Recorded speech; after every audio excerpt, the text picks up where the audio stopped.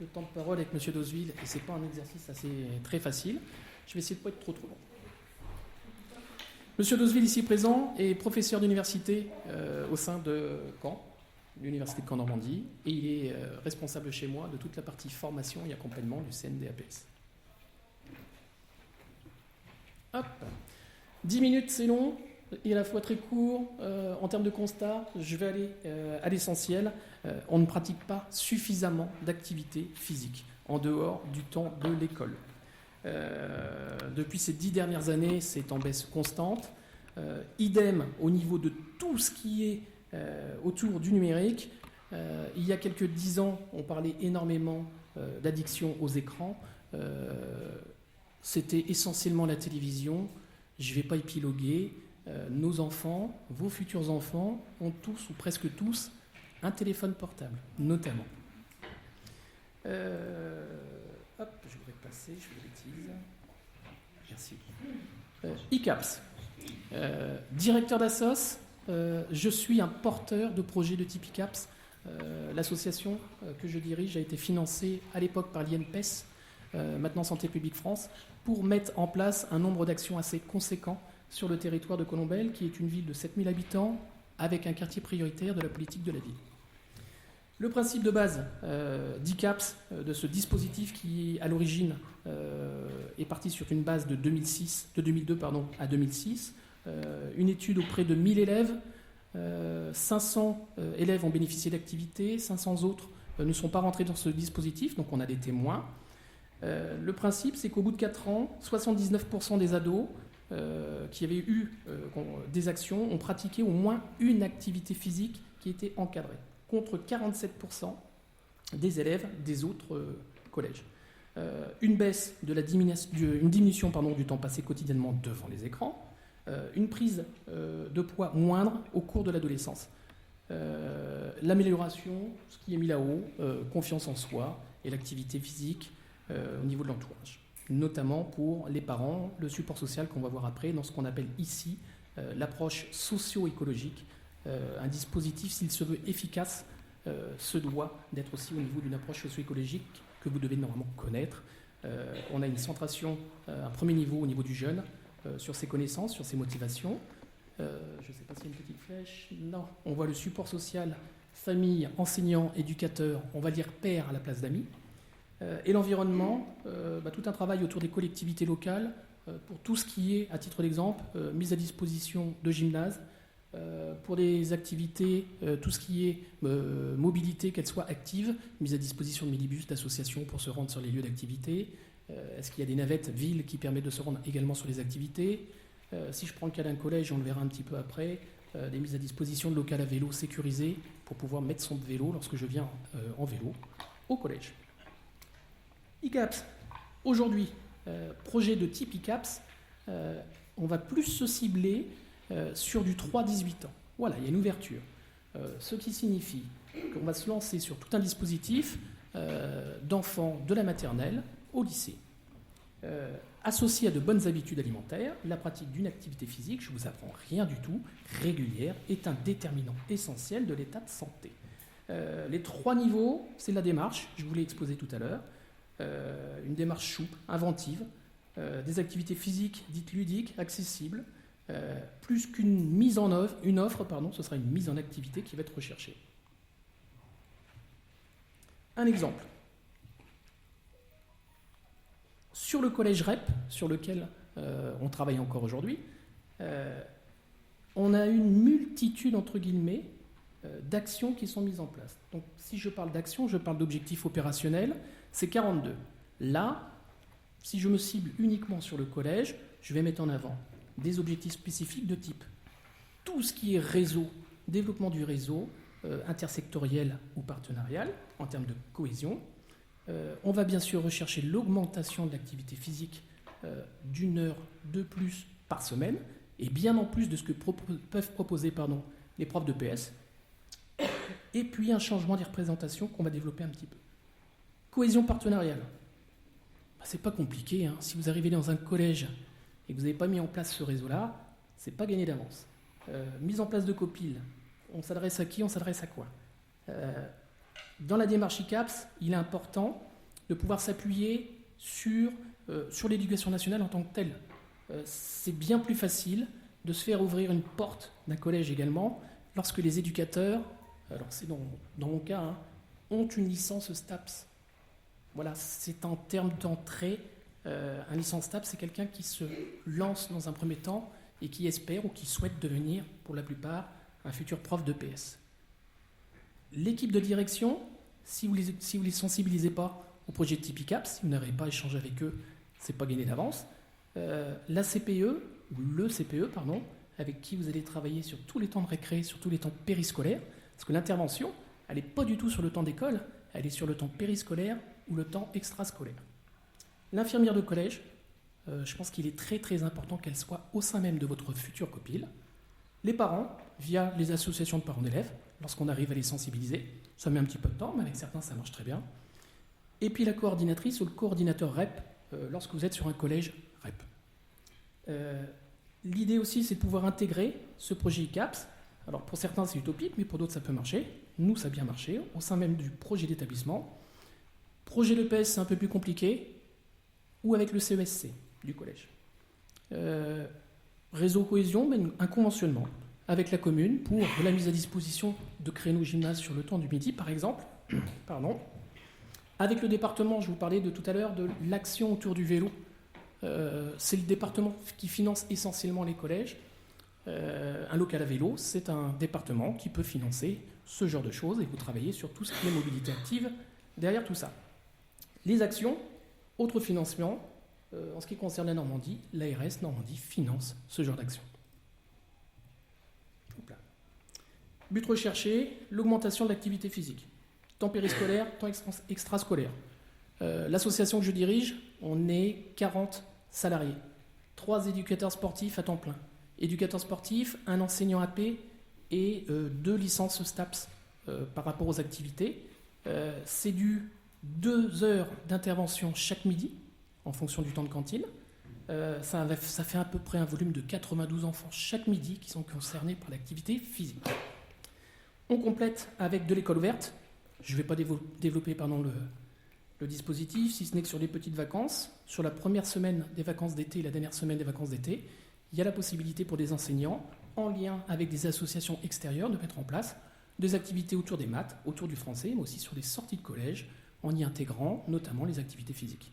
On intervient, les intervenants sont mis à disposition du collège pour travailler là-dessus. Vacances, on est sur du classique, hein. L'association pour laquelle je bosse toujours, c'est du centre de loisirs, c'est de l'ACM, c'est l'accueil collectif de mineurs, c'est la mise en place de stages, c'est de l'aide avec des prestations de services de type CAF à destination des ados pour mettre aussi des activités physiques et permettre ce type de projet ICAPS de multiplier un nombre d'activités assez conséquentes. Et mobilité active vélo, je ne vais pas revenir là-dessus, mais mise en place d'un local à vélo pour travailler sur la mobilité active, c'est un bien.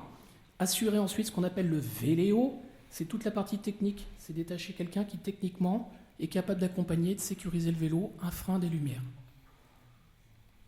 Exemple de démarche, toujours, changer les représentations. En parallèle aux activités dites sportives ou activités physiques, écoutez, c'est des ateliers de sensibilisation. Donc un animateur socioculturel, un animateur numérique qui va venir travailler sur tout ce qui est journal du collège et qui va travailler sur des thématiques aussi bien alimentation, bienfaits de la paix, les risques de sédentarité, numérique et jeux. Conférence débat, je fais intervenir un professeur d'université ici sur ma gauche qui est capable de venir sensibiliser les équipes enseignantes et les parents d'élèves. Je vais lui laisser la parole. C'est un plus grand orateur que moi. Vous allez bien voir, il a plus l'habitude de s'adresser à un groupe comme le vôtre. Merci à vous.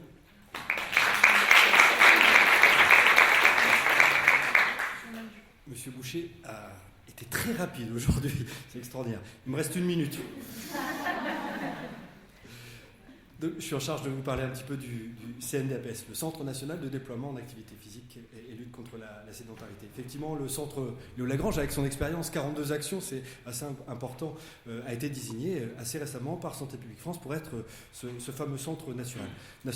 L'objectif général, c'est d'assurer le déploiement de cette démarche qui se base sur une étude scientifique qui avait été mise en place à Strasbourg par le professeur Chantal Simon. Et aujourd'hui, on est dans une seconde étape, une seconde phase de le déployer sur tout le territoire national.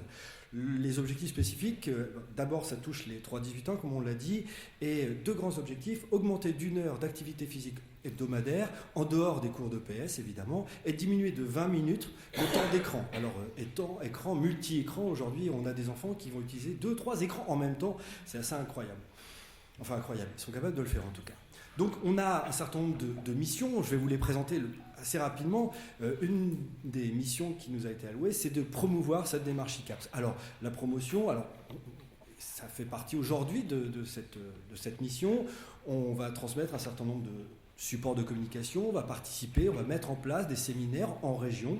On met en place d'ailleurs des référents, des conseillers techniques régionaux du CNDAPS. Et puis très prochainement, on va essayer de vous informer très très vite. On va mettre en ligne le site du CNDAPS, dans lequel vous trouverez un certain nombre de choses, notamment aussi des vidéos promotionnelles sur lesquelles les ARS, les structures, les collectivités, les établissements scolaires pourront également s'appuyer. Une des secondes missions, c'est de former les acteurs sur le terrain. Donc la mise en place d'une formation professionnelle, en présentiel, avec au départ une sensibilisation, une sorte de diagnostic afin d'adapter aux différents stagiaires et à leurs besoins, leurs attentes, la formation, 4 demi-journées avec 5 modules de formation, je ne vais pas présenter évidemment aujourd'hui, l'accès à un kit de formation, un kit de ressources avec des outils, des supports, un certain nombre de documents où chacun va pouvoir piocher en fonction de ses besoins, de ses compétences aussi et de sa formation. Et puis l'accès à une plateforme d'évaluation. Sans développer, l'idée c'est, moi je suis un enseignant-chercheur, donc quand je fais de l'évaluation, j'utilise des outils qui sont validés et ainsi de suite, qui peuvent être très très lourds sur le terrain. De l'autre côté, les éducateurs qui sont sur le terrain n'ont pas nécessairement le temps, et surtout c'est très invasif, et donc on va essayer, et c'est l'objectif, de réduire ce fossé entre le chercheur afin d'obtenir, et le terrain, afin d'obtenir des outils et surtout des données qui pourront être pertinentes pour les deux parties. Et tout ça en ligne sur une plateforme qui serait complètement autonome. Donc ça permettrait de faire un suivi régulier, rigoureux évidemment, uniforme, identique pour tous les porteurs de projets partout sur le territoire national. Cette plateforme serait facile d'accès, très accessible, facile d'utilisation et qui permettrait notamment aux porteurs de faciliter leur reporting, notamment pour les financeurs ou même pour eux, pour présenter les différents résultats. Dernier élément de mission du CNDAPS, c'est la labellisation, l'obtention d'un label ICAPS lorsqu'on va répondre aux différents critères. Donc, évidemment, 1 heure de pratique en plus pour les enfants qui seraient impliqués dans cette démarche ICAPS, les 20 minutes en moins d'écran, et puis finalement intervenir sur les 3 niveaux du modèle socio-écologique, c'est-à-dire le jeune, les parents, enfin le support social, les parents, les enseignants, donc il faut un engagement, et puis évidemment la partie plus politique, l'environnement, les collectivités, les financeurs qui s'engagent à travers différentes manières. Monsieur Boucher en a parlé tout à l'heure, notamment par l'intégration de copies, l'engagement, que ce soit sur de l'équipement ou autre. Et l'idée aussi, c'est de mettre en place un comité d'experts à la fois avec des gens de terrain, mais également des scientifiques pour valider et valoriser ces projets ICAPS, labelliser les établissements. Alors ça peut être des établissements scolaires, ça peut être des collectivités locales, et quelle que soit la taille, ça peut être aussi des associations qui pourraient mettre sur un territoire, quel qu'il soit, cette démarche. On n'a presque pas dépassé le temps, et c'est une grande nouvelle pour nous. Merci à vous. Donc, bonjour à tous. Moi, je suis Anne Béraud de l'association du pain sur la planche. Je suis accompagnée aujourd'hui de Caroline Webel, ici présente aussi de l'association du pain sur la planche, que nous allons très succinctement vous présenter parce que le temps nous est compté. Alors, le pain sur la planche, c'est une association régionale professionnelle qui agit en promotion et éducation pour la santé. On intervient dans le champ de la prévention primaire, à 3 niveaux. Soit on participe à des projets au niveau des comités de pilotage, soit on intervient en tant qu'expert en nutrition sur des projets qui intègrent un volet nutrition, comme par exemple la lutte contre le tabac. Donc là, le projet, c'est la lutte contre le tabac, mais il y a un volet nutrition et à ce titre, on intervient. Ou alors, on intervient aussi de façon très, très opérationnelle au niveau de la mise en place d'ateliers auprès des publics. Nos principaux publics ciblés sont la petite enfance, la jeunesse, les professionnels et les publics en situation de grande précarité. Je cite spécifiquement ces publics-là parce que pour ces publics, spécifiquement, nous bénéficions de subventions de l'Agence régionale de santé. Nous sommes aujourd'hui une trentaine de membres répartis sur l'ensemble de la région. Et donc, nous intervenons à la demande uniquement des structures. Voilà pour du pain sur la planche. Et aujourd'hui, donc, nous souhaitons vous présenter une action que nous menons sur un collège de la ville de Nantes qui s'appelle Déjeunons entre amis. Je suis accompagnée pour cela de Cécile Guillet, qui est l'infirmière du collège et qui va vous commencer la présentation. Bonjour. Donc, le collège Rosa Parks se situe à Nantes. Il est situé en REP+, donc réseau d'éducation prioritaire, et c'est le quartier du Breil et des Dervalières. Le collège s'appelait avant le collège du Breil. Voilà. Le nom a changé pour que les deux quartiers soient plus représentés. Donc il y a environ 320 élèves, avec une classe UPE2A, donc ce sont des élèves qui arrivent de l'étranger, c'est unité pédagogique pour élèves allophones arrivants. Donc la particularité du collège, c'est qu'en fait il n'y a pas de cantine dans ce collège. Il se trouve juste à côté du lycée Carquois. Donc les élèves et le personnel, nous allons tous déjeuner à la cantine du lycée. Ce qui n'est pas sans poser quelques soucis d'organisation. Il faut que les collégiens ne passent pas en même temps que les lycéens. Il peut y avoir des bousculades. Bon, ça demande un petit peu d'organisation en termes d'horaire, de fin, de début de cours. C'est pas toujours facile. Seulement un quart, ou 25 à 28% des élèves déjeunent à la cantine. C'est très très inférieur à la moyenne des autres collèges, pour des raisons multiples qu'on ne maîtrise pas toujours. Et nous, on aimerait en fait que ce chiffre-là augmente, puisque l'alimentation, c'est un droit pour tous, et les repas équilibrés également. Et on milite pour ça avec Anne depuis plusieurs quelques années. temps. Voilà. Les élèves donc habitent pourtant à côté du lycée, mais néanmoins ils n'ont pas toujours le temps de déjeuner. Il y a pas mal d'activités qui se font sur le temps du midi, notamment des activités physiques avec l'association sportive du collège. Et certains élèves rentrent manger à la maison, se dépêchent de revenir au collège pour faire cette activité physique, et souvent n'ont pas le temps de manger. Et certains parfois mangent devant le gymnase, mangent leur casse-croûte devant le gymnase en attendant que que le gymnase ouvre.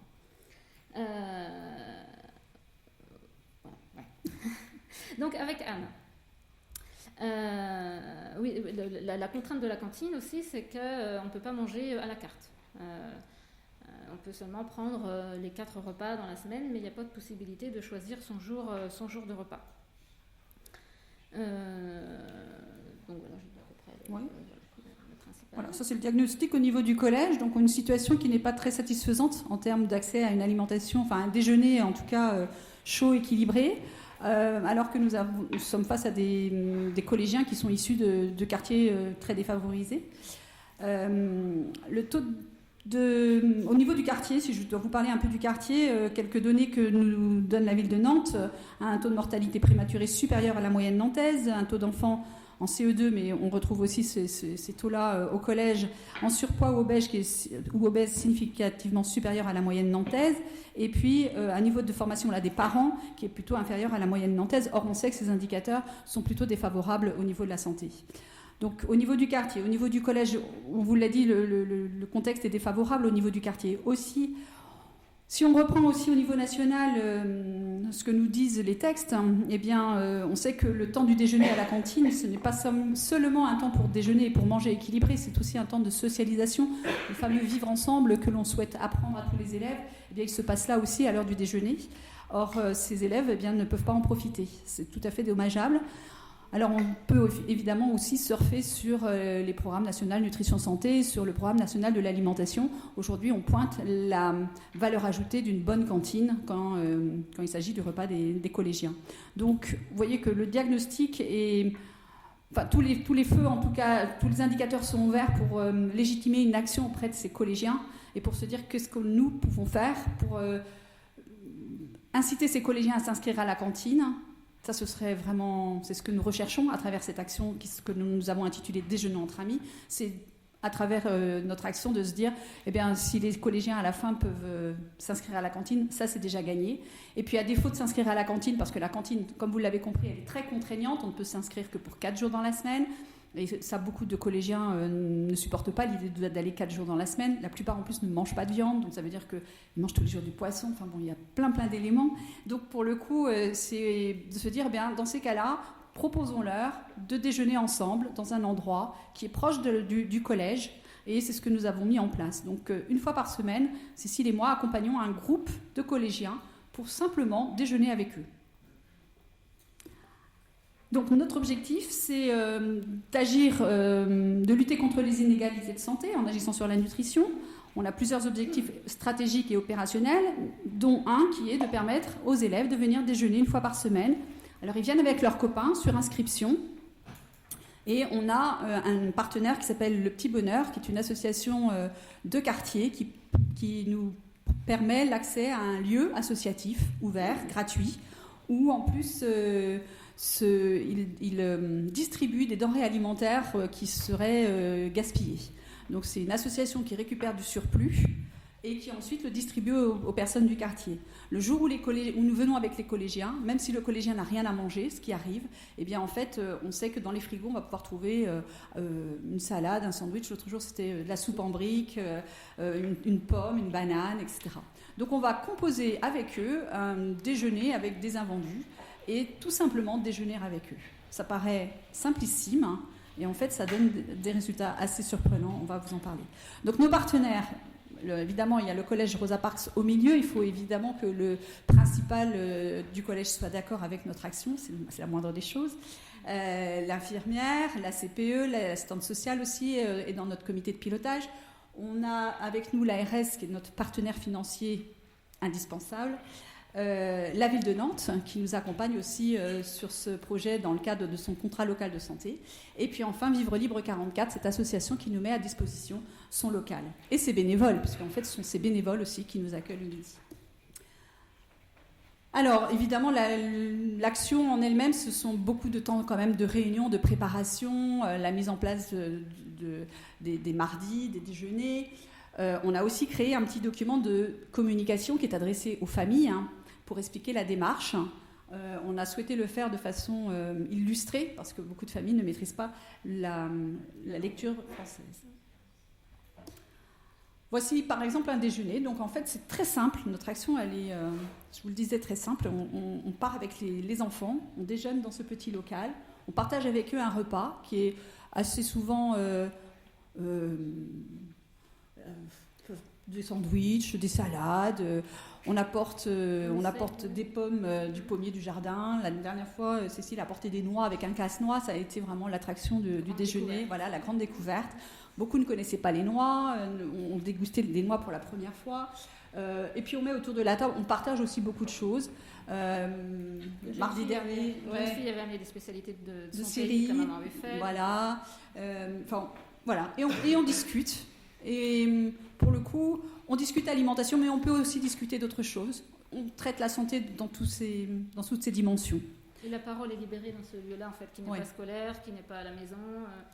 La parole est vraiment libérée. Oups, qu'est-ce que j'ai fait ?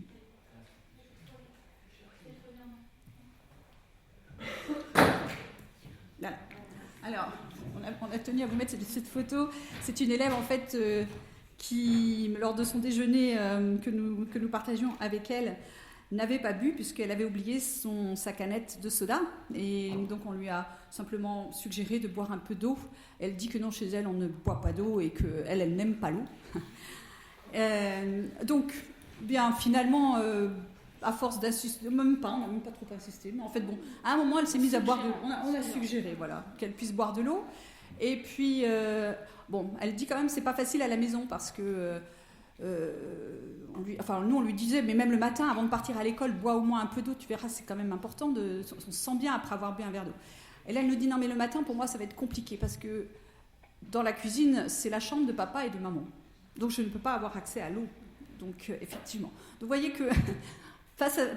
devant des discussions comme celle-ci, c'est vrai qu'on se dit, bon, allez, il faut savoir écouter et pas donner des conseils comme ça en disant, c'est pourtant simple de boire un verre d'eau. Mais non, c'est pas toujours simple de boire un verre d'eau finalement.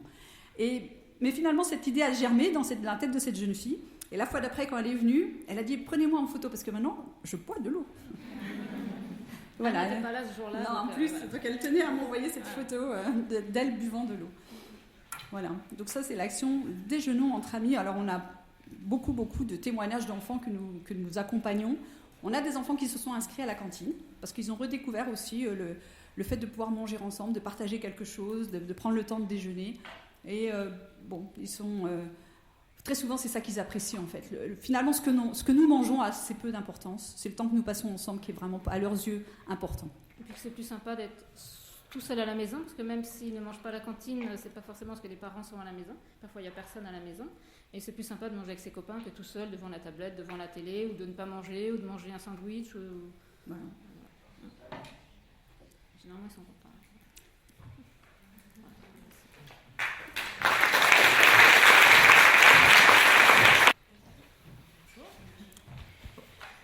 Oui, bonjour. Joëlle Vanier, coordonnatrice du contrat local de santé de Laval. Et Caroline Webel, donc diététicienne sur Laval et membre de l'association du pain sur la planche. Voilà, donc notre intention, c'était de vous présenter l'histoire de Santé en jeu de santé, qui est un programme au départ de prévention, qui a évolué en promotion de la santé, dans son partenariat. C'est un projet vivant qui a démarré en 2012 et qui vit toujours et qui, on l'espère, continuera dans les années qui viennent, peut-être avec un autre nom. Donc, au début de ce programme, on a eu Oui, on va attendre. Alors, je vous raconte l'histoire avant ces images-là. L'assurance maladie avait développé un projet de prévention en direction des enfants en situation de surpoids ou d'obésité âgés entre 6 et 11 ans. Donc c'était vraiment très très carré.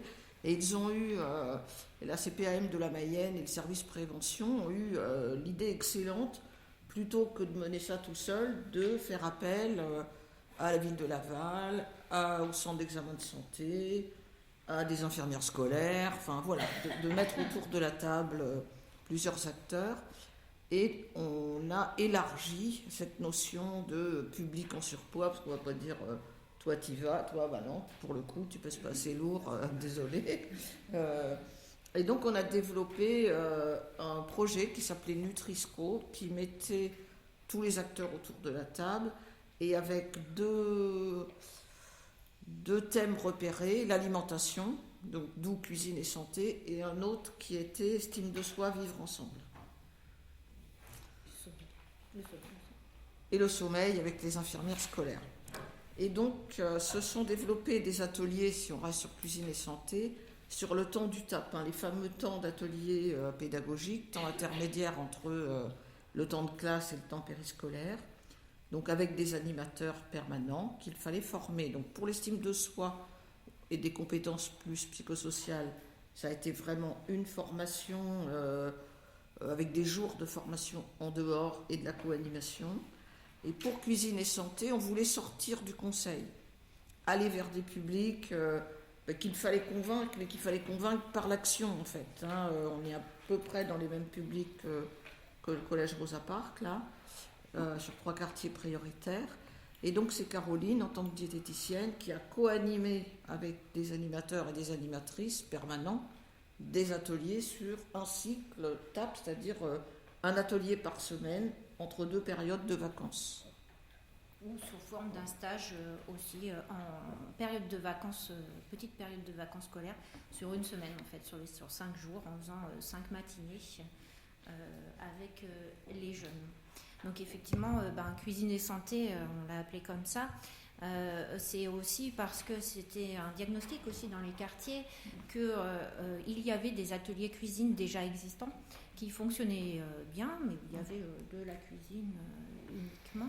Et donc on voulait s'appuyer sur ce constat et ce diagnostic. Les enfants apprécient ces ateliers, ils sont bien repérés et plébiscités même par les jeunes. Donc l'action cuisine et santé s'est intégrée comme ça. Voilà. Donc les objectifs du coup dans ce contexte de cuisine et santé, c'était vraiment ça, c'était faire ensemble et partager, promouvoir une approche santé positive intégrée à la cuisine, renforcer les ressources personnelles et les comportements favorables à la santé, et puis surtout continuer à valoriser le plaisir et la diversité, même avec un petit budget aussi, quoi. Oui. Et puis le sensoriel, et apporter des aliments, des ingrédients qu'ils ne connaissaient pas, et peut-être aussi transférer des compétences aussi par la co-animation avec les animatrices du coup permanentes. On insiste, ça fait 3 fois qu'on le dit, mais c'est important parce que ça permet justement le transfert aussi un petit peu de compétences. Et pour le public parent, une attention alors toute particulière, parce que toucher les parents, échanger, c'est compliqué. Il y a une certaine méfiance vis-à-vis de l'école, clairement. Les accueils de loisirs, les animateurs ont plus facilement du contact, parce qu'on peut faire un peu d'événementiel, on peut se rencontrer dans des fêtes de quartier. Et surtout, ne pas agir par le conseil de « il faut que » ou « il faut faire comme ça », ça a été quelque chose de très très important.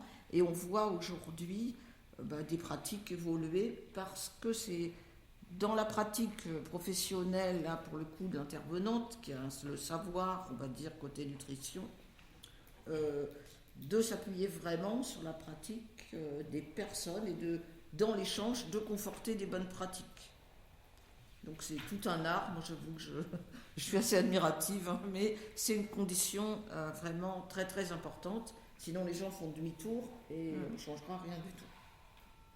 Donc épifiquement, pendant les ateliers, c'était l'idée que la réflexion de groupe soit orientée et favorisée par le choix des outils adaptés, toujours ludiques, et puis une démarche vraiment participative pour qu'ils se sentent impliqués dans ces ateliers cuisine et santé. Donc là c'est un exemple en fait de cycle où on voit en fait un petit peu les différents éléments qu'il y a dans ces ateliers cuisine et santé. Donc en fait il y a plusieurs temps. Donc un temps de cuisine où là le choix de la recette aussi est choisi en fonction du thème du cycle. Donc le cycle, par exemple, ça peut être en lien avec des priorités du moment. Donc une constatation que les goûters on retrouve des chips ou des gâteaux apéros dans les goûters des enfants, ou des fruits et légumes, où on a pu constater dans les quartiers où, par exemple, les poireaux se retrouvent sur le trottoir et les parents ne savent pas quoi en faire. Donc voilà, le cycle d'atelier, il est choisi aussi en fonction de ce contexte-là, sur un thème, par exemple le goûter ou les fruits et légumes, comment les cuisiner et les consommer. Pour le riz, par exemple, ça a été choisi. Il y avait beaucoup d'enfants de familles guinéennes sur cette école qui mangent beaucoup de riz. Et les enfants n'avaient aucune idée de qu'est-ce qu'il y a dans le riz, quelle quantité, c'est quoi le poids cru, le poids cuit. Donc de pouvoir travailler ça avec eux, c'était quelque chose d'important. Donc un temps de cuisine où en fait ça développe aussi le savoir-faire et puis un petit temps que j'appelais les plus nutrition qui était en lien justement avec l'objectif de faire passer certains messages de santé ou tout simplement aussi du savoir-faire ou du savoir-être, comme par exemple l'hygiène, c'est quoi voilà, en utilisant des outils dont par exemple Vince et Lou, des petites vidéos qui parlent d'hygiène. Ouais, on peut peut-être aller directement sur... Vas-y, encore une fois. Encore une fois. Ouais. Oui, quelques plus nutrition. Voilà, donc là, vous présentez quelques plus nutrition. Du coup... donc celle-là, c'était du coup sur un cycle sur les 5 sens. Donc les photos représentent en fait sur chaque semaine du cycle un plus nutrition, donc repérer les 5 sens, et puis après pour finir sur une dégustation en essayant d'utiliser des termes pour pouvoir mettre des mots sur j'aime ou j'aime pas. Voilà. d'autres petits plus nutrition où on peut arriver, comme on voit une affiche sur la toile de l'écran, construire une affiche sur le goûter à partir de recettes qu'on avait pu faire dans le cycle, et puis tout simplement essayer d'y insérer aussi un peu d'eau des fois, mais pas que, il y a aussi des bouteilles de jus de fruits ou autres. Travailler aussi sur les représentations, ça c'est des choses déjà importantes, c'est quoi manger, pourquoi je mange, et puis l'étiquetage ou les groupes d'aliments également. Donc un autre élément qui était important, c'était aussi les livrets personnels, c'est-à-dire que à chaque séance, ils pouvaient prendre un temps en fait, donc c'était soit un temps dédié, soit ceux qui en avaient marre de cuisiner ou qui voulaient faire un petit peu autre chose, pouvaient dessiner, coller des photos, et l'objectif est que ce livret soit ramené chez eux pour faire du lien jusqu'à la famille en fait. Il y avait aussi des livres à disposition en lien avec le thème qu'ils pouvaient regarder et un livre d'or qui pouvait rester dans la structure. On a fait aussi parfois des temps forts avec les parents, en fonction de la motivation, des contraintes ou des possibilités des équipes ou d'enseignantes ou d'animation. Ça a été des moments vraiment importants qui ont permis à les parents de revenir dans l'école et d'y venir pour un temps, venir prendre l'apéro quand les enfants ont préparé les verrines, les petits toasts. C'est plus sympa que d'être convoqué dans le bureau du directeur parce qu'il y a eu un petit souci. Donc c'est bien de pouvoir faire les deux en fait. Voilà. L'évaluation ? Oui, donc l'évaluation, donc les évaluations des ateliers où du coup, se présenter comme ça sur une proposition en fin de cycle, de se positionner. J'ai aimé en vert, j'ai moyennement aimé en orange ou pas du tout aimé, à la fois pour la recette et pour ce que je vous disais appeler les plus nutrition. Donc on voit sur les résultats que c'est quand même plutôt positif. Voilà, et du coup peut-être en conclusion de ça, ce qu'on peut dire sur les perspectives, c'est qu'on souhaite poursuivre ces ateliers cuisine et santé qui sont bien identifiés en fait, mais que l'objectif c'est que la présence de la diététicienne ne soit pas systématique et qu'elle puisse être en accompagnement et continuer le transfert de compétences et que en fait, toucher plus de parents, c'est réfléchir à comment toucher plus de parents, parce que c'est quand même difficile de les faire rentrer dans l'école ou dans même la structure d'accueil. Et on a déjà commencé pourtant à le faire, et donc ça nous conforte dans l'idée qu'il faut le faire. On a pu inviter des parents en fait dans les ateliers cuisine avec les enfants, ou dans les temps forts quand ils viennent les chercher en fait. Voilà. Voilà. Pour la suite, juste 2 minutes, ça nous a conforté que cibler la tranche d'âge d'enseignement élémentaire, c'était pertinent. Parce qu'en petite enfance, on fait beaucoup de choses, puis après, on ne sait pas. Et que malgré tout, l'importance d'avoir une diète, quelqu'un avec des compétences vraiment sur la nutrition qui intervient, qui suit, même si ce n'est pas toutes les séances, c'est totalement indispensable. Le transfert aussi de la posture aussi est importante et d'être toujours bienveillant à l'écoute et reformuler parfois ou juste interpeller sur tiens, pourquoi tu fais comme ça. Merci. Merci Florane. Mesdames et messieurs, bonjour à tous, bonjour à toutes. Je suis très heureux de vous retrouver aujourd'hui. Et bien pour... ne rigolez pas, je suis sérieux. Pour une émission exceptionnelle. Voilà, nous sommes ici avec toutes les équipes de France 2. Je remercie Jérémy à la caméra, Régis et Camille en régie là-haut et Gérard à la réal également, qui nous font le plaisir donc d'être ici en déplacement aujourd'hui à Nantes. Donc sur ce plateau, vous le voyez, de toute une histoire, une édition exceptionnelle aujourd'hui en direct du Forum Régional Nutrition. Vous le voyez, ce n'est pas Sophie d'avant qui est présente aujourd'hui, je suis Maxime d'après. Voilà, c'est un petit peu... Merci de rigoler à cette vanne. On va donc s'intéresser aujourd'hui à 2 initiatives. Voilà les 2 seules qui n'ont pas encore parlé, qui ont très très hâte de vous présenter tout ça. On remercie également tout notre plateau d'experts ici présents. On a évidemment les filles qui sont là, donc vont vous présenter leurs initiatives. Elles ont travaillé notamment avec l'association du pain sur la planche et également la mairie de Fégrac qui est ici présente. On les remercie également de leur présence. Avant d'accueillir nos deux invités, Florence, s'il te plaît, à la technique, merci, de bien vouloir envoyer une petite vidéo de présentation qui va vous présenter en images ces deux projets. C'est parti.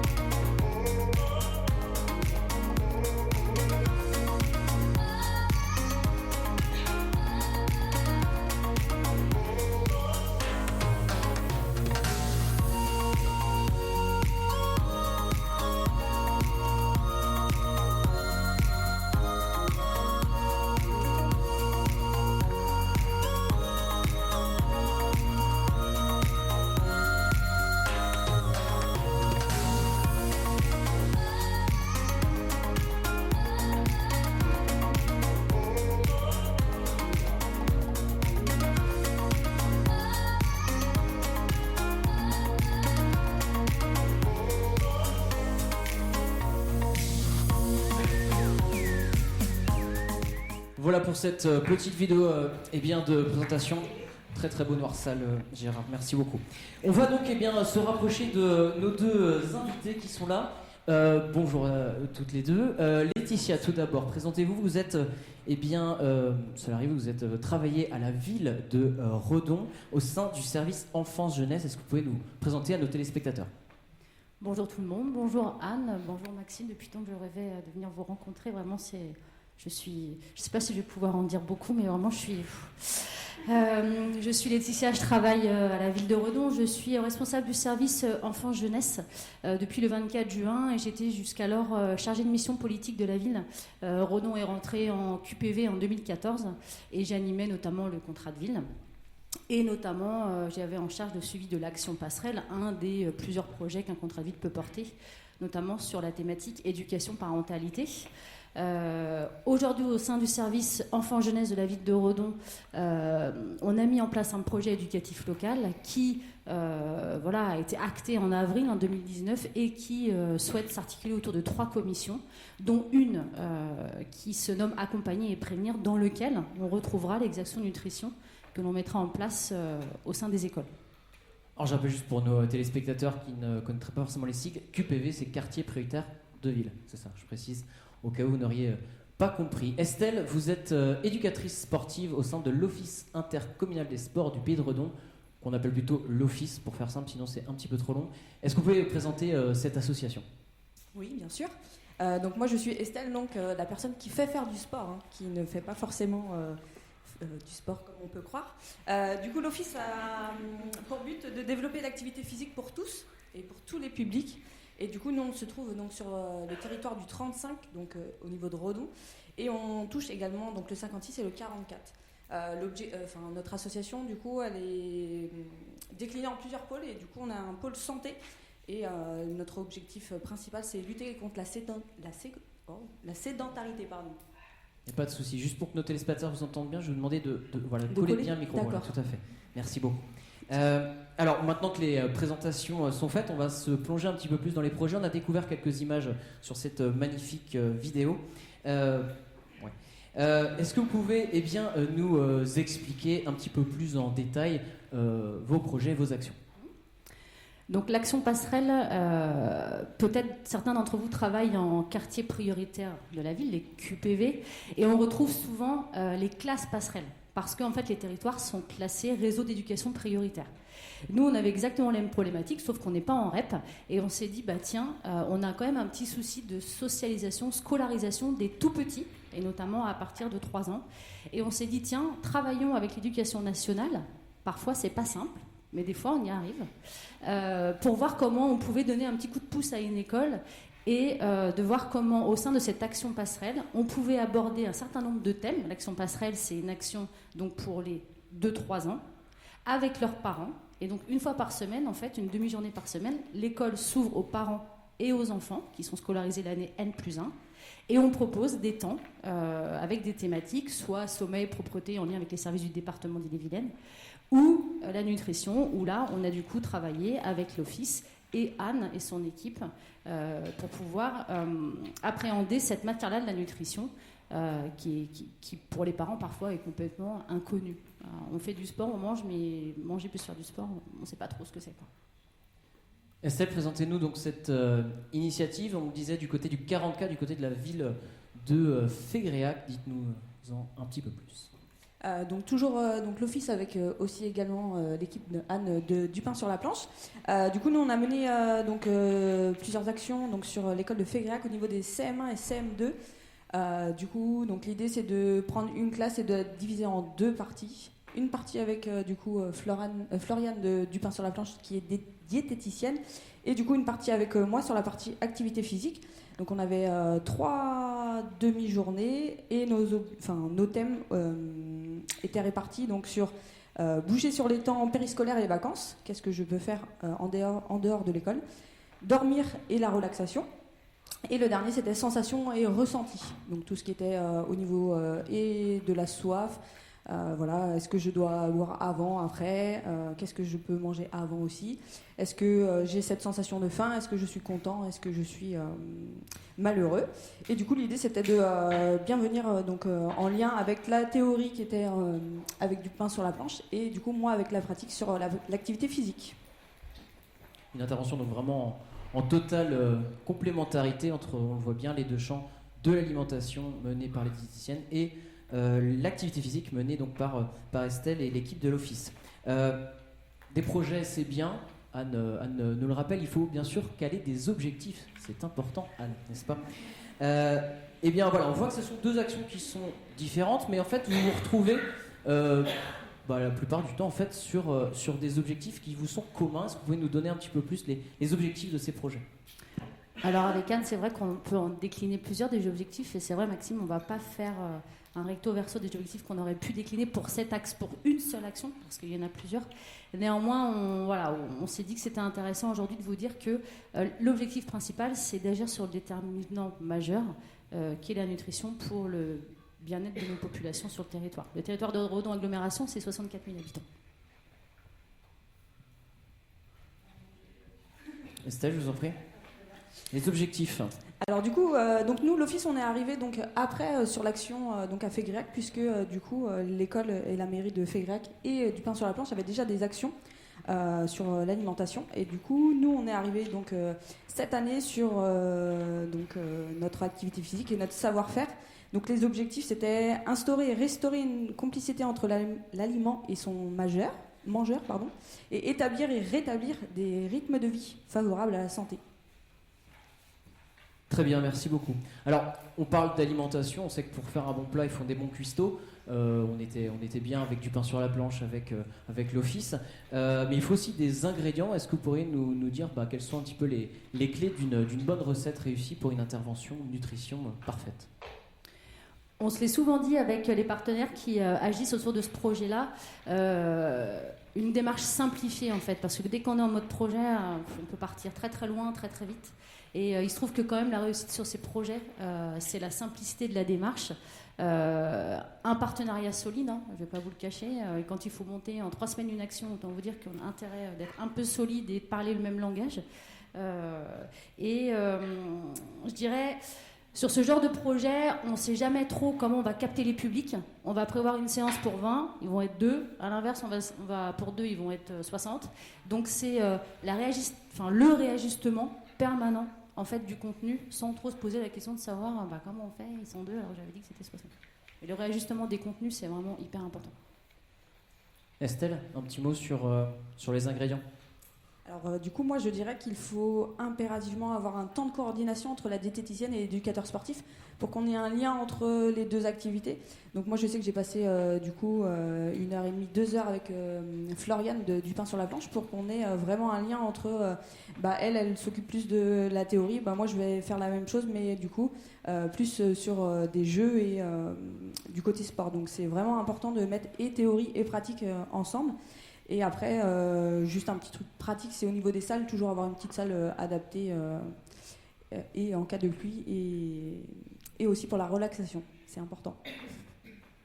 Laetitia, un mot sur un ingrédient qui est important parce que pour avoir ces ingrédients, il faut aller les acheter, il faut un porte-monnaie bien garni. Un petit mot peut-être sur le budget de ces projets, sur la partie budget, un des points clés en tout cas du budget. C'est c'est des actions qui peuvent évidemment être subventionnées via des financements politiques de la ville, mais pas que. La ville de Redon, par exemple, met à disposition une ATSEM, voilà, donc ça, c'est ce qu'on appelle le droit commun des collectivités. Et ce qu'on oublie souvent, en fait, quand on fait des demandes de subventions, c'est de quantifier le temps des agents des collectivités passés sur ce projet.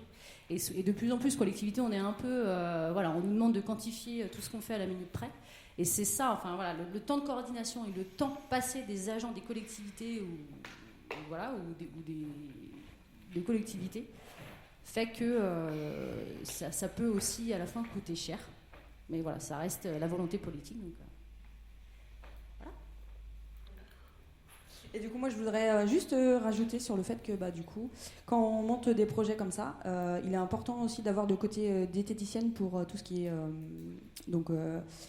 théorie et le côté animateur sportif pour plus au niveau, pour les jeux.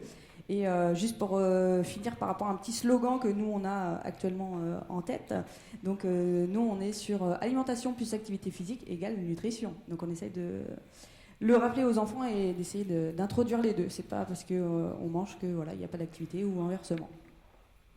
Très bien, c'est des petits conseils. Laetitia aussi, quelques peut-être derniers petits conseils à distiller à nos téléspectateurs qui seraient intéressés pour développer, pourquoi pas dans leur commune, dans leur structure, ce genre de projet.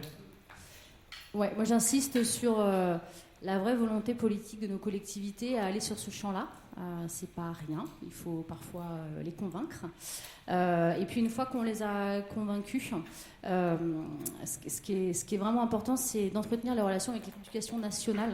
Tout à l'heure je le disais en rigolant. Mais cette espèce de sphère là, alors peut-être y a-t-il des gens d'éducation nationale dans la salle, mais en tout cas cette sphère, voilà, il faut qu'on devienne alliés. Il faut vraiment qu'on puisse travailler, que les établissements aussi soient un peu plus poreux parfois, qu'ils n'aient pas peur de faire rentrer des gens dans leurs établissements. Alors sur les quartiers politiques de la ville, ça se fait bien. Après sur d'autres écoles parfois qui sont qui sont sur les collectivités. Non pas en QPV, parfois c'est pas simple. Donc la consolidation, le fait de consolider le partenariat avec l'éducation nationale me semble vraiment une des clés de réussite. Il y avait un dernier point, parce qu'on a préparé cette émission évidemment en amont, Laetitia, ou Estelle peut-être que vous voudriez répondre. Non, il y a un petit mot qu'on n'a pas dit. C'était sur l'importance de la continuité de l'action. Voilà, on sait que travailler sur la nutrition, c'est quelque chose qui se fait sur le long terme, et ce qui est intéressant avec le travail notamment du côté de Fégrac, hein, c'est vous qui me disiez, je ne l'invente pas, et bien c'était que du coup c'était une action qui était répétée, qui aussi avait des thèmes qui évoluaient. Un enfant qui rentrait en CM1 avait une thématique, puis en CM2 une autre, etc. Donc il y avait une notion un petit peu de régularité dans l'intervention, et je pense en tout cas que c'est vraiment une des grandes clés de la réussite de ce genre de projet, c'est d'être présent. Je ne vais pas dire au quotidien, mais on le voit bien avec l'action que vous avez fait tout à l'heure du côté de Rosa Parks. Voilà, toutes les semaines, vous êtes là pour leur rappeler les messages.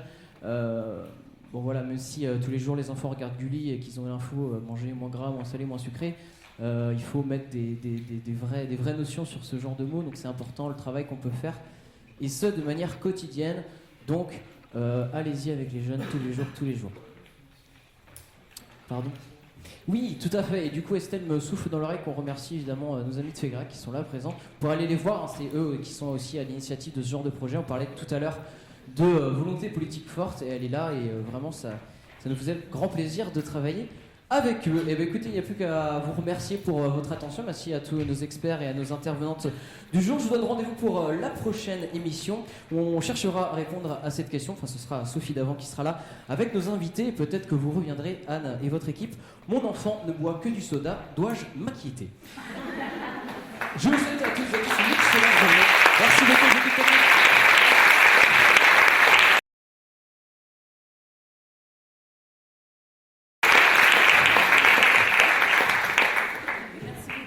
Ces 4 présentations de projets qui illustrent bien la diversité de ce qu'on peut faire comme action en milieu scolaire sur la thématique de la nutrition, donc comme ils l'ont répété, alimentation et activité physique.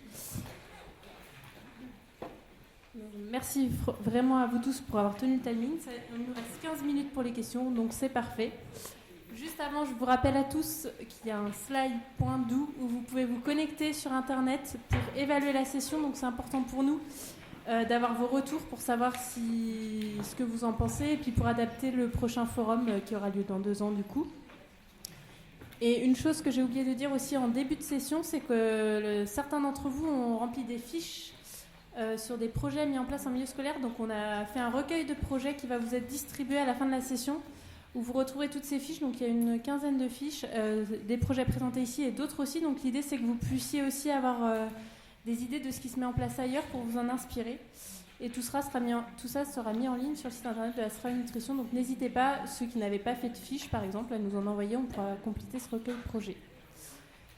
Ça nous laisse place à un moment de questions, de réactions. Je ne sais pas s'il y en a déjà dans la salle.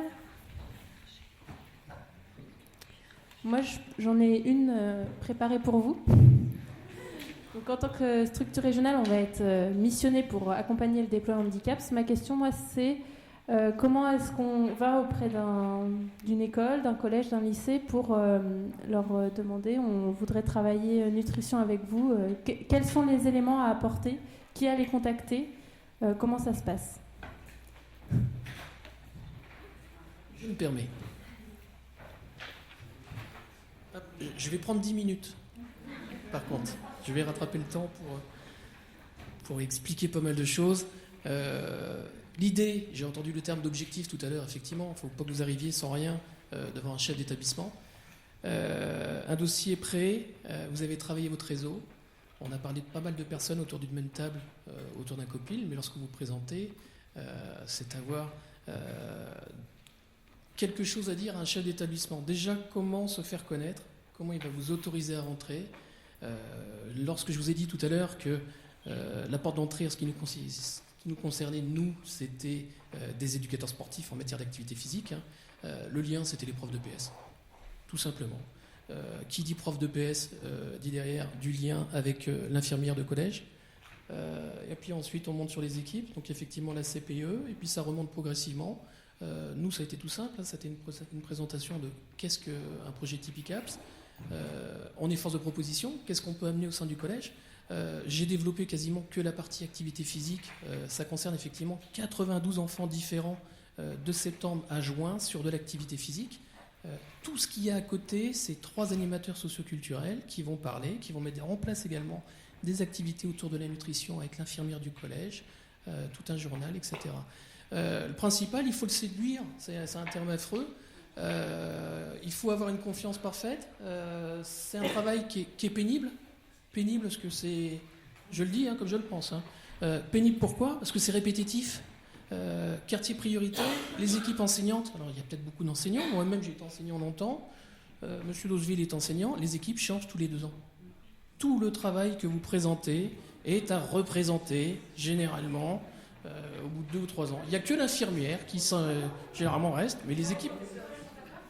Alors, en ce qui me concerne, sur mon territoire, tous les 2 ans, changement de principal, et généralement, ils partent tous les 2. Donc, c'est-à-dire le principal et la principale adjointe. Ce qui fait que votre équipe direction, c'est à recommencer, c'est un travail à refaire.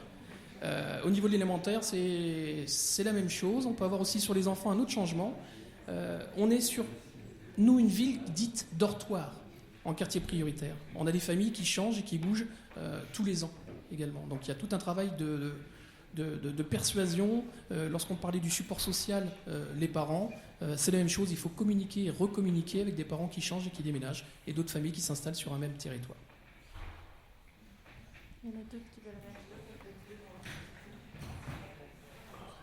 Puisqu'on parle de territoire, juste pour compléter, effectivement, il y a des établissements scolaires, mais ils sont tous liés selon leur niveau. Pour la partie aménagement, si on veut mettre des choses dans la cour, si on veut construire, refaire des sols ou autres, aux collectivités. Donc, c'est quand même important d'avoir ou soit les communes, ou pour les collèges, les départements, ou pour les lycées, les régions. Sinon, c'est un peu compliqué sur le plan des aménagements matériels, on va dire. Merci.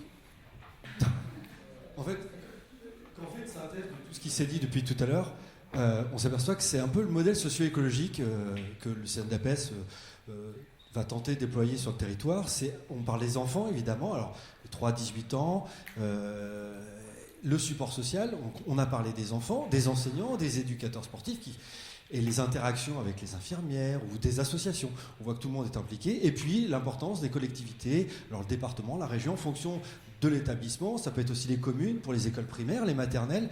Donc c'est toujours la même démarche, l'importance du développement du réseau, l'engagement en fait. Une collectivité, si elle ne s'engage pas, si le département ne s'engage pas, en fonction de l'établissement, ça ne va pas fonctionner.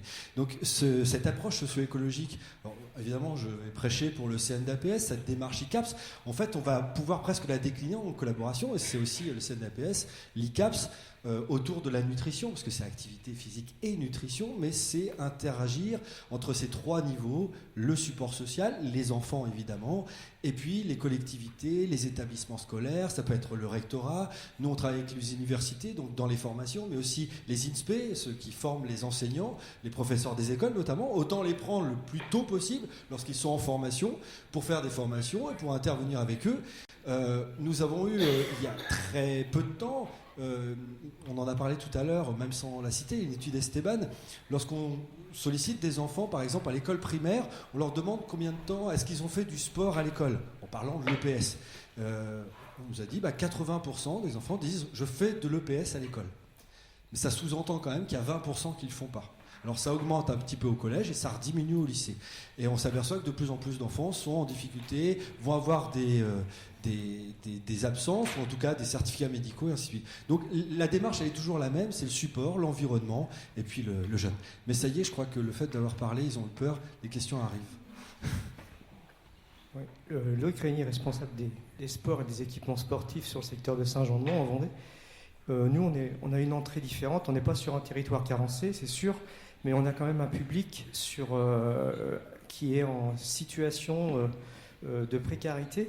Donc on a une entrée parce qu'on a sur le territoire, on a beaucoup de travail, on va dire, saisonnier et très court. Donc les familles s'installent, pensent pouvoir vivre facilement, mais au final, il n'y a pas tant de travail que ça sur l'année.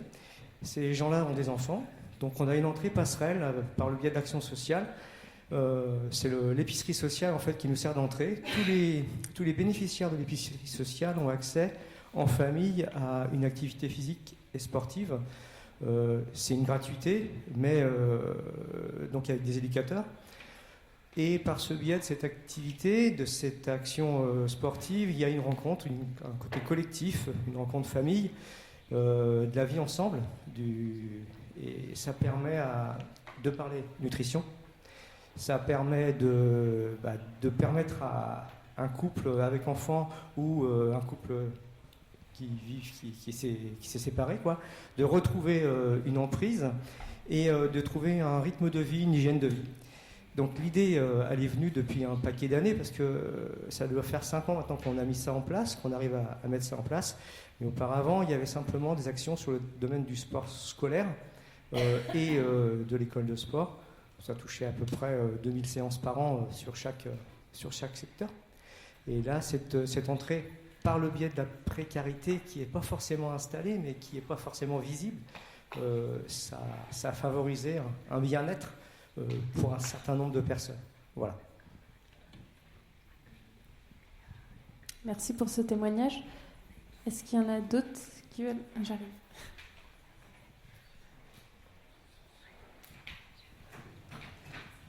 Moi j'ai une question, c'est pas pour vous parce que vous je vous connais. Non, c'est plutôt une question par rapport au livret, parce qu'en fait nous ce qui nous intéresse c'est aussi, vous parlez des acteurs, les enfants, etc. Mais c'est aussi avoir le retour sur la famille, parce qu'en fait c'est eux qui vont être moteurs après pour le reste. Et en fait, par rapport à votre expérience au niveau de Laval, vous avez indiqué tout à l'heure que vous aviez fait un livret pour que ça soit en retour à la famille. Et du coup, par rapport à ça, quel est le retour en fait ? Est-ce que les familles se sont imprégnées du livret et ont reposé des questions ? Est-ce qu'il y a eu un impact par rapport aux familles ou pas ?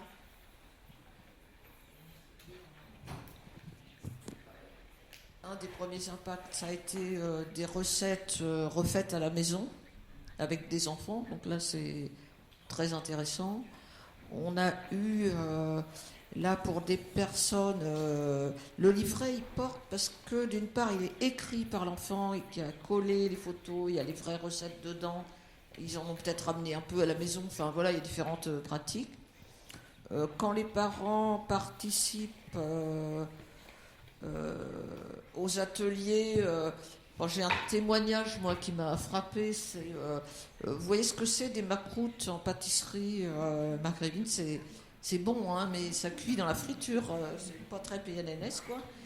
Et là, une maman, dans un échange, dit « Ah, mais oui, mais moi, j'ai trouvé maintenant, je l'ai fait au four, et c'est bon. » Et du coup, elle en parle avec les autres. Donc, on parlait d'acceptation culturelle. Là, on est vraiment au cœur de ça, de partir de la pratique et de saisir au bon cette petite phrase dans une conversation.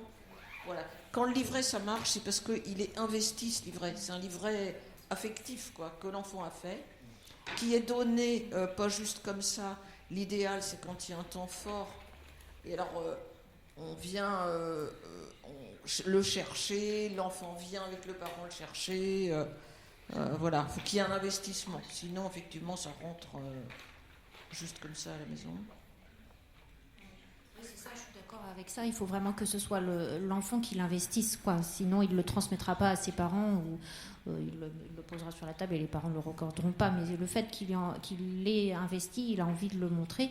Et c'est vrai que dans ces temps forts, on voit bien qu'il y a un échange entre l'enfant et son parent, en fait. Parce que c'est à ce moment-là qu'il est remis à la famille, quand, au moins aux parents qui sont là. Mais après, sinon, l'évaluer, c'est quand même difficile. Et c'est juste par des petites choses. Mais en fait, je crois qu'il ne faut pas non plus avoir un objectif trop élevé par rapport à ça. Et déjà, s'ils refont la recette ou des petits échanges comme Joël a partagé, c'est déjà beaucoup, quoi, en fait. Enfin, je trouve, en tout cas. Merci. Une dernière question, un dernier commentaire ?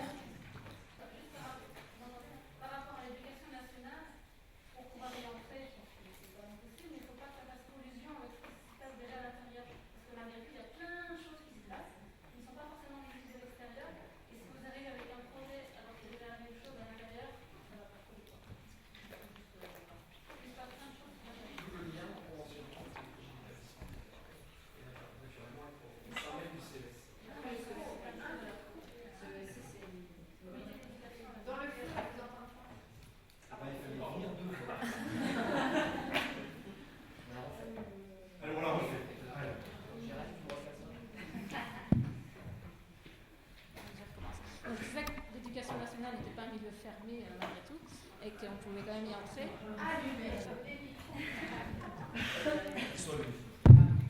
Je mets plus près. Voilà.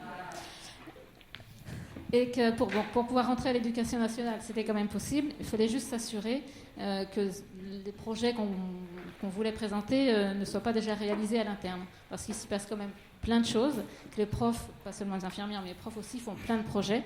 Et que s'ils voient arriver quelqu'un d'extérieur qui veut faire la même chose qu'eux, forcément, ça ne va pas coller, quoi. Alors je vais rajouter 2-3 choses. Quand on vient au sein de l'établissement, on ne fait pas la même chose qu'eux du tout. Puisqu'on vient sur un temps qui est extrascolaire. On vient en complément d'eux. Voilà, c'est ça. Et puis je remets une couche sur le fait de effectivement pouvoir collaborer au sein de l'établissement sur le CESC. C'est pas donné à tout le monde. Je suis pas là pour allumer les collèges, mais les CESC, c'est un bien grand mot. Il y a des collèges où ça se fait très bien. Vous avez 3, 4 comités qui se réunissent dans l'année. Et vous en avez d'autres, ils n'ont que le nom de CESC.